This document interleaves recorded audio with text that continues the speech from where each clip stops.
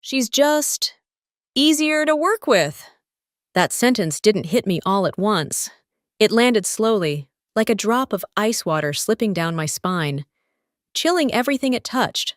Across the table, Nathan Cho, head of operations at Vanguard Creative Systems, sat with that polished HR smile, the kind that had been practiced more than meant. Outside, Austin's spring sun glinted off the glass-paneled office towers. But inside that conference room, it might as well have been winter.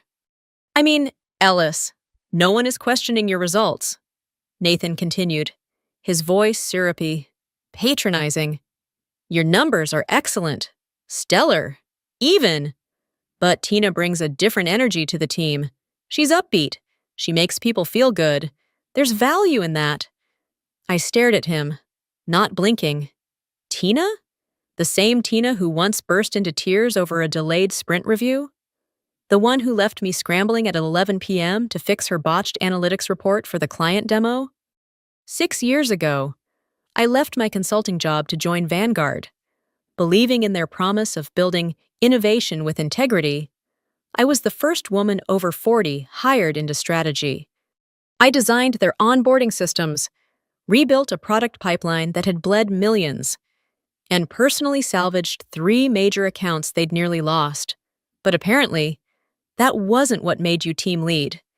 Tina had been on the verge of getting fired when I stepped in to mentor her. I stayed late, coached her through platform logic she barely understood, shielded her from Nathan's frustration when she missed yet another deadline. I even rewrote her client comms once because she forgot to spell check. And now she was getting my promotion? Of course. We'll continue to value your contributions. Nathan added gently, we're just looking to shift team dynamics in a more collaborative direction. Then he reached for a folder and flipped through it like he was reading off a lunch menu. Also, one last thing. We've adjusted compensation bands company-wide. Your base salary is being realigned to reflect the new team structure. My heart didn't just drop. It fell through the floor. No raise, no promotion, a pay cut, all wrapped in language too polished to scream. I forced a small nod, said nothing. Instead, I opened my portfolio and slid a sealed white envelope across the table. Thanks for the clarity, Nathan, I said softly. Here's mine.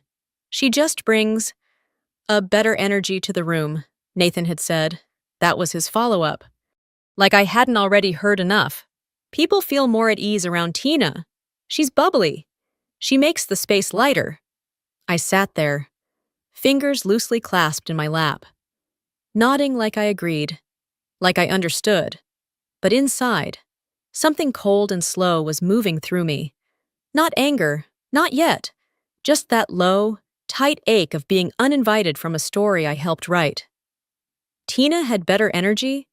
I'd been the one staying in the office until midnight when she forgot to check the Q4 report line items. The one answering last-minute client pings on Sundays while she was off posting mimosa selfies with the caption, # work-life balance. The only lightness I brought to the team was the kind that came from lifting them over deadlines they couldn't carry.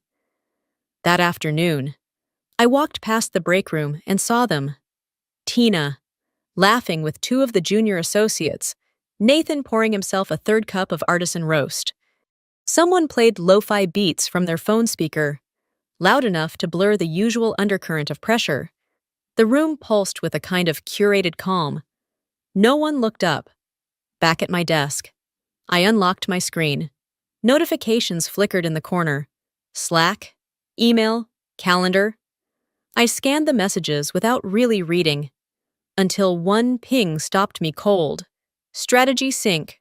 Reminder, 3 p.m. Huddle on next phase rollout. Underneath, the attendees listed. I wasn't tagged. I wasn't invited.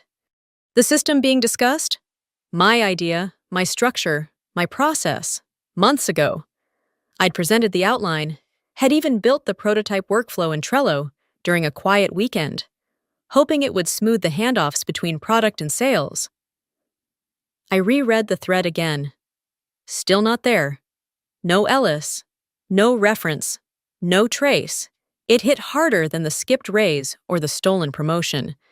This wasn't about recognition anymore. It was about erasure. I wasn't just being pushed aside. I was being peeled out of the frame. Quietly. Efficiently. Like I'd never belonged in it to begin with. I sat still for a long moment. The sun shifted behind me, casting long shadows across my desk. The world outside kept spinning. Emails sent, meetings held, coffee poured. But in the quiet, I saw the truth. This place had already moved on from me. They were telling a new story now, and they'd chosen a different heroine. But that was the mistake. Because I wasn't done. They may have stopped seeing me, but soon, they'd have no choice but to remember. I left the conference room with steady steps and an envelope still in my hand. He hadn't asked about it. Too busy justifying Tina's promotion. Too confident I'd stay anyway. Back at my desk, I placed the envelope on the corner and stared at it for a moment. Crisp, white, silent. It wasn't a resignation letter. It was a declaration. Not of war, not of anger, but of freedom. I waited until the floor quieted. Then, at exactly 5:58 p.m., 2 minutes before the end of office hours, I walked back to Nathan's office and placed the envelope on his desk without a word. He blinked. "Ellis, what's this?" "You'll want to read both pages," I said quietly. Then I turned and walked away. I didn't slam the door. I didn't cry. I simply returned to my desk and shut off my monitor. And for the first time in years, I exhaled. My screensaver flickered on, an old photo I took from my 10th floor balcony. Colorado River, late autumn. That view had kept me sane. It was where this all started. 3 years ago, after yet another meeting where my work had been reworded and repackaged under someone else's name. I came home feeling like a ghost, a person who worked, contributed, built, yet somehow remained invisible. That night, I sat at my kitchen table and opened a blank IDE window, not for work, for me. I began to build the thing I kept hoping someone else would create, a dynamic, adaptable performance system that actually reflected how modern teams worked. It analyzed not just output, but behavior, interdependence, bottlenecks, burnout patterns. It could project team trajectory, not just report on failure after it happened. Weekends, late nights, long flights. I wrote piece by piece. In silence, no one at Vanguard knew. I didn't need them to. Last fall, the patent cleared. Q2, it hit profitability. This wasn't a resignation. This was rollout. As I zipped my bag, a Slack ping appeared.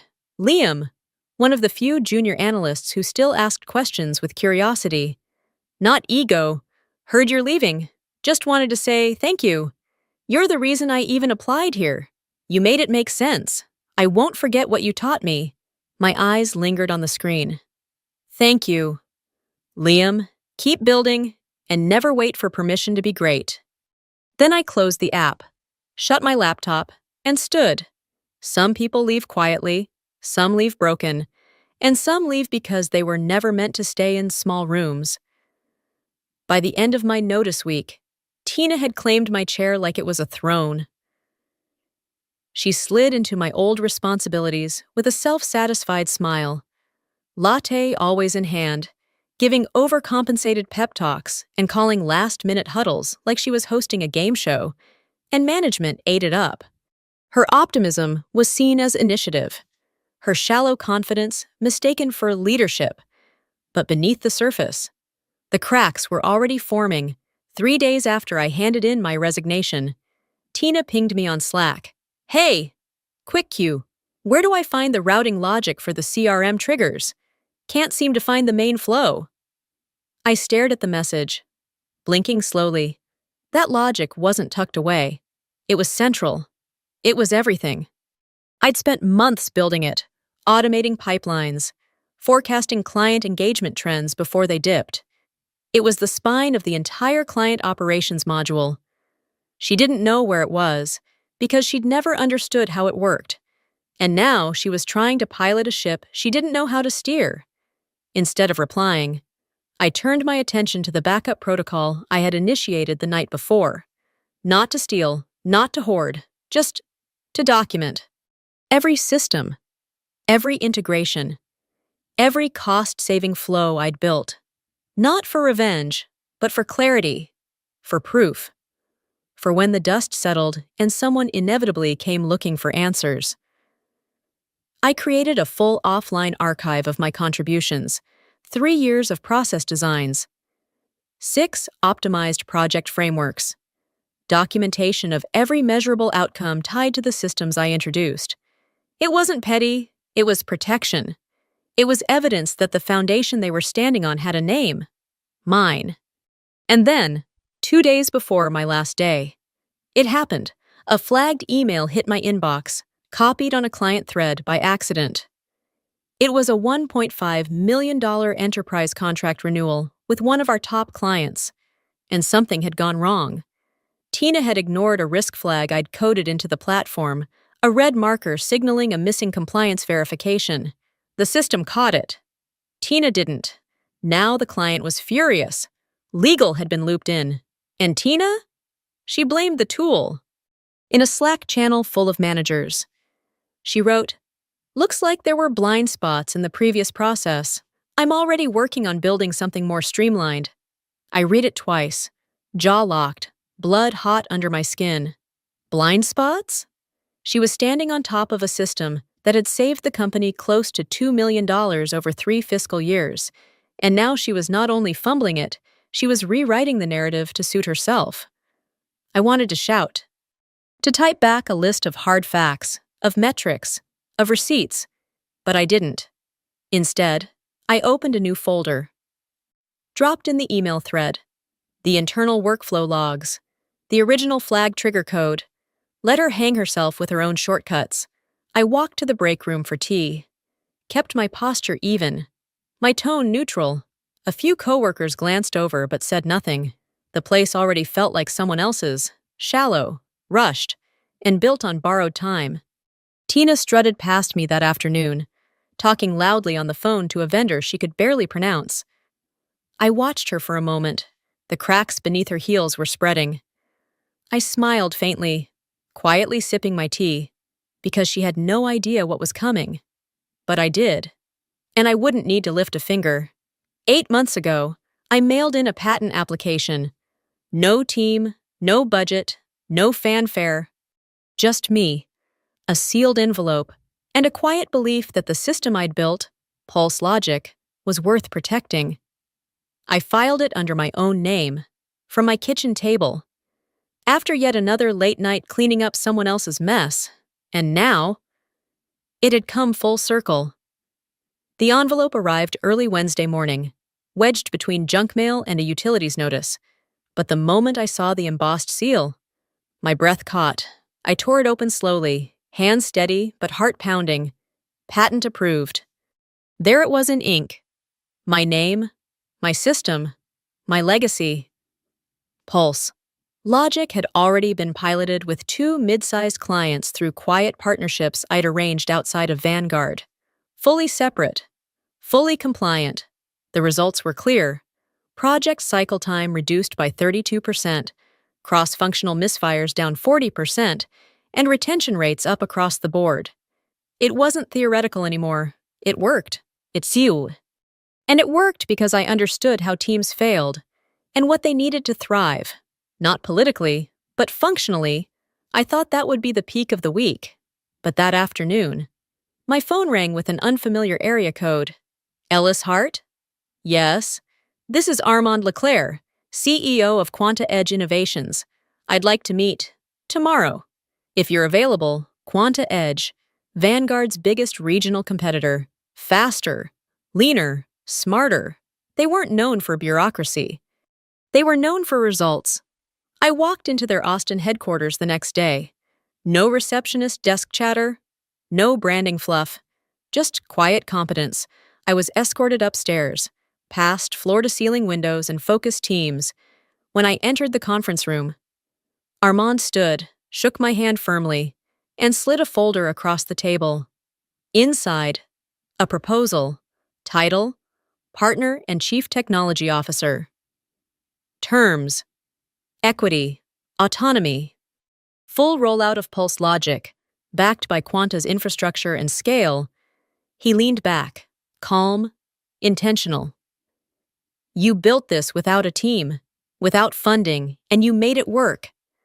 That's not just innovation, that's execution. We're not offering you a job, we're offering you a platform. I didn't speak right away, because for the first time, I didn't have to fight to be understood. He wasn't looking for charisma. He wasn't impressed by presence. He saw the system, the numbers, the proof. He saw me. I reached for the pen, slow but certain. This wasn't about revenge. It wasn't about leaving anymore. It was about arriving at the exact place I was meant to be all along. It was my second to last day when Nathan finally asked to see me. His message came through Slack, curt and impersonal. Ellis, do you have 5 minutes? My office. I took a deep breath, smoothed my blouse, and walked toward the glass-walled corner that had once felt so far above me. When I stepped inside, Nathan was standing behind his desk, gripping the printed copy of my resignation packet like it might catch fire. His eyes flicked up, and for the first time since I'd known him, he looked shaken. He started, then cleared his throat. I read through your attachment. So he finally read something I wrote. The attachment, of course, was not just a letter of resignation. On page 2, I'd included a concise report outlining Pulse Logic, its function, measurable impacts, and third-party pilot results. Clean, direct, irrefutable.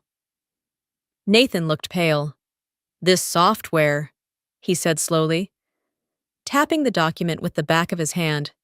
You built this while working here? Yes, I said, voice steady. But not with company resources, not on company time. All mine. His fingers curled slightly. Why didn't you ever bring it forward? I almost laughed. I did, I said, calm as stone. 3 times. He blinked. In 2021 Q1 Strategy Summit, you redirected the presentation after 5 minutes. In 2022, post-mortem on the Turner project, I sent you a full breakdown and roadmap. You replied, quote, not aligned with culture objectives, and last year, I submitted a full proposal during Q4 planning. You wrote, interesting but lacks cultural resonance. Nathan winced like I'd read his own emails back to him in public. I didn't raise my voice. I didn't lean forward. I didn't need to.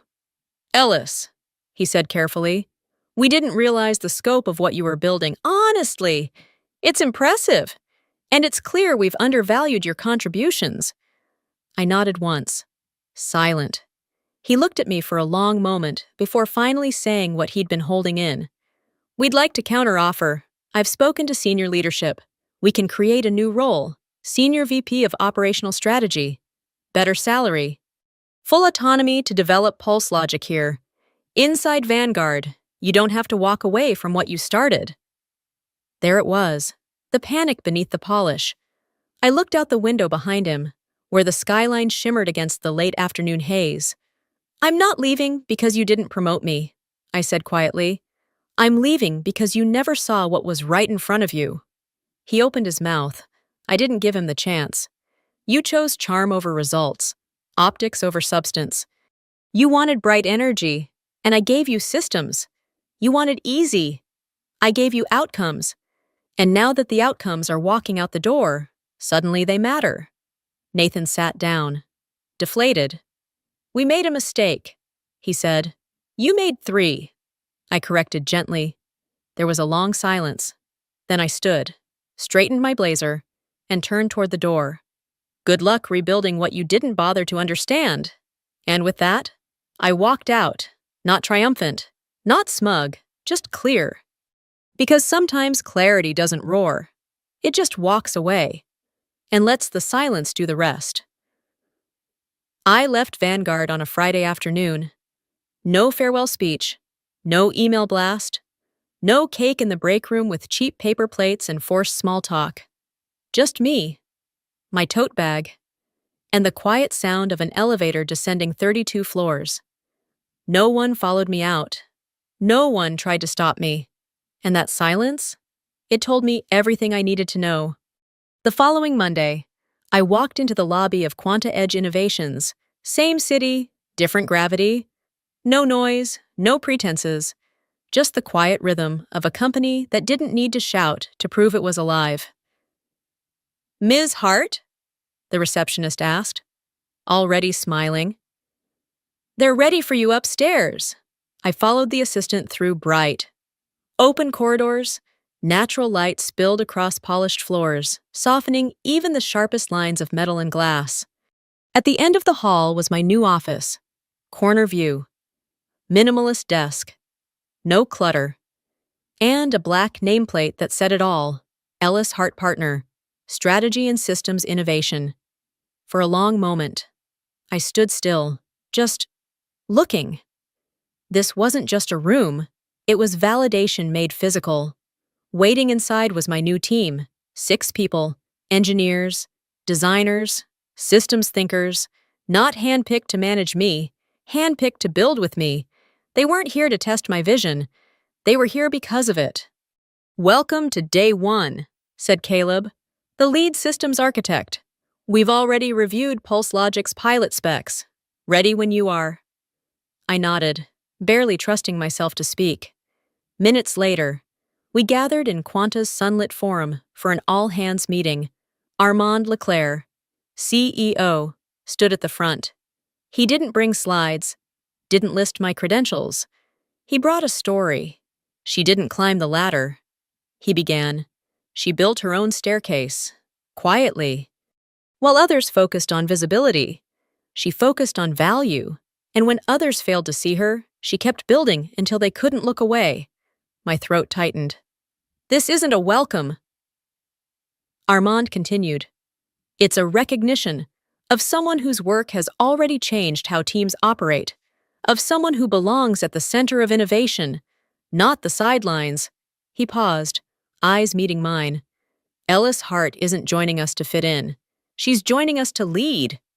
The applause that followed wasn't thunderous. It was clean, earned, sincere. I stood, slowly, deliberately, not to claim space, but to acknowledge that. For the first time. I didn't have to. I wasn't proving anything anymore.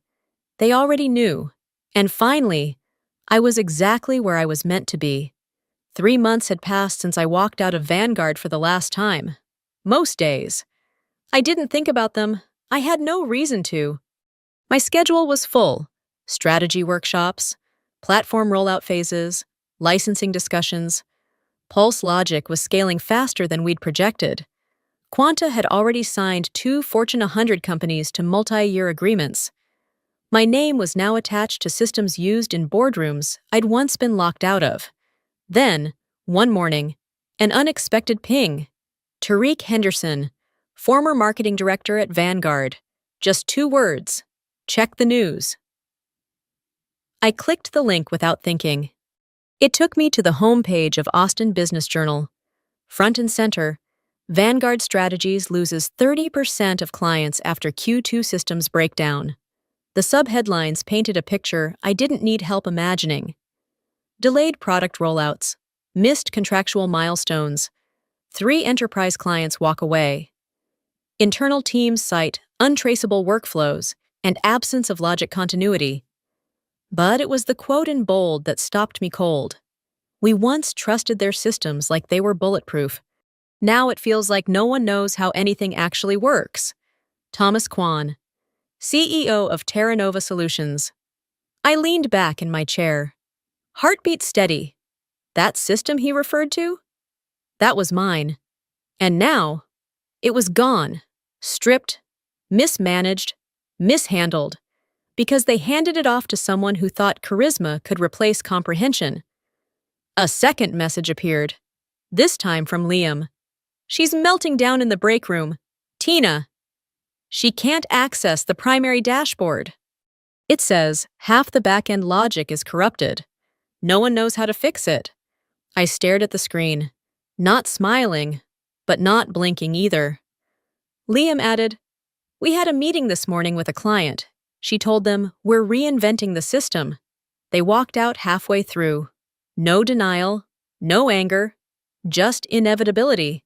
Vanguard had built an empire on appearance, and now that empire was toppling. One missing module, one vanished client, one harmless promotion at a time. There was no need for me to respond. No need to say, "I told you so." Reality was already louder than any revenge could be. I closed the article, shut my laptop, and looked out at the skyline from my office window. Sunlight spilled across the surface of my desk.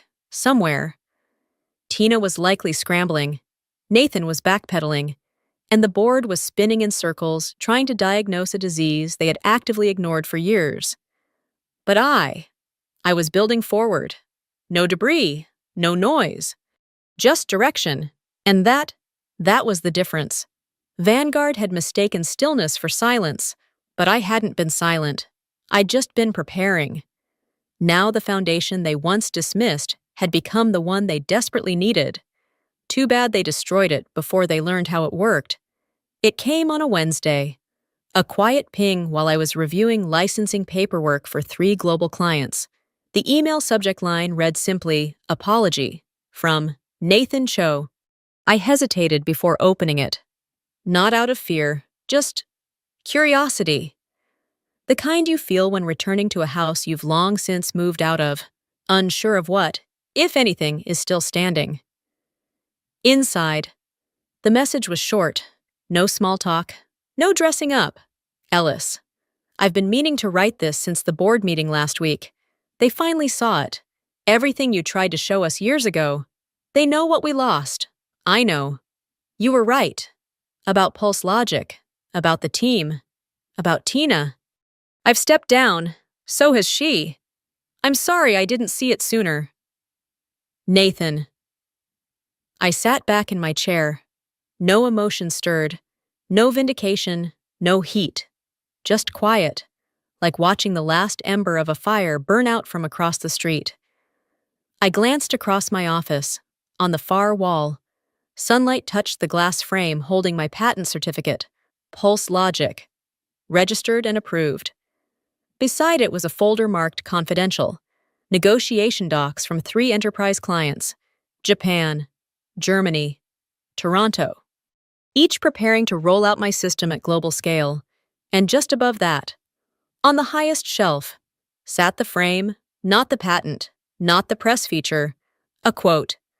Black font, brush steel. "You're too focused on outcomes." Nathan Cho, 2022. He meant it as criticism. I had it engraved. Because that sentence didn't wound me, it clarified me. I stood up and crossed the room, adjusting the angle of the frame. For a long time, I thought closure looked like revenge, like proving people wrong so publicly they'd never doubt you again, but it's not. Closure is reading a message like Nathan's and feeling nothing break, nothing ache, nothing left to fix. He'd stepped down. Tina was gone. The system they dismissed had become the one 3 multinational boards were now depending on, and I didn't have to throw a single stone. I returned to my desk, reread the final line of his email. "I'm sorry I didn't see it sooner," and whispered to no one. I'm not, because if he had seen it sooner, I might have stayed, and I was never meant to stay in a place that needed a collapse to value contribution. I clicked reply, typed 2 lines, and hit send. "Thank you for your message. I wish you well in what comes next." Then I leaned back, took a deep breath, and smiled, not with victory, but release. Because the past was no longer my anchor. And the future? It was already mine. The room was full, not with people looking to impress or compete, but with engineers, analysts, and designers who had come to build something better. They weren't here for applause. They were here because they believed in the work, in the system, in what we were doing together. I stood at the front of the conference hall, sunlight tracing lines across the floor, and let the moment breathe. Then I spoke. 3 years ago, I built Pulse Logic alone, not because I didn't want help, but because no one wanted to believe it mattered. I paused, letting that land, not as bitterness, but as truth. Now, it's not just mine, it's ours. And what we're building here, it's not just a system, it's a standard, one grounded in clarity, contribution, and courage. Heads nodded across the room. Quiet understanding passed between us. No slogans, no bravado. Just people who were tired of being overlooked for being the quiet ones who get things done. I closed with one truth I wish I had heard years earlier. Don't ever let someone else define your worth. If they can't see it, that's their limitation, not yours. The room stayed still for a beat longer, not from hesitation, but from resonance. That evening, as I drove home, the Austin skyline glowed gold against the darkening sky. My route took me past my old office building, Vanguard Strategies. The lights on the top floor were off. The company's logo, once bold across the glass, now faded. And on the fourth floor, a large red banner, for lease. I didn't feel satisfaction, just stillness, the kind that comes from knowing you didn't need to tear anything down to rise. You just had to walk away and let the truth settle where it belonged. A notification blinked on my dash. Liam, they're asking if you'd consider coming back. The board wants to offer you the CEO role. Do I tell them? I stared at the message for a moment, then typed back slowly. Tell them.